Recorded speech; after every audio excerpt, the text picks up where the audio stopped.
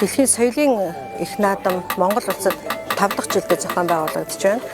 Занавзарын нэрэмжит дүрслэх музей энэ их наадамда соёлын бие тус үеийн 7 айлс савын нэг болох уламжлалт гар урлын айлс савыг бол хариуцсан ажилладаг. За уламжлалт энэ гар урлын айлс сав нийтдээ 77 өв бүртгэлтэй байдаг. Мөн яаралтай авран хамгаалах шаардлагатай 5 өв байдаг.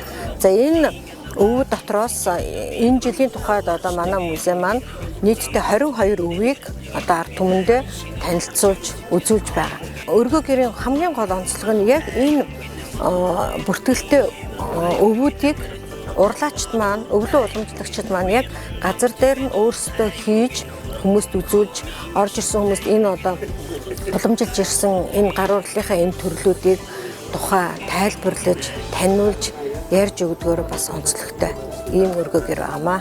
За үзүүлж байгаа өвүүдээсээ дурдах юм бол зэгт намлын урлал байна, Монгол гутал, Монгол малгай, оёдол хатгамал, мөн дархны төрлүүдээс гэх юм бол ган сэлбэрийн урлаг, мөнгөн аяг хийх урлал, за тэгээд зөмбөр хийх урлал, Монгол зураг, наамлын урлаг, арьс ширэн идэл, эски хувцас идэл гэх мэт өвүүд бол бас орж байна.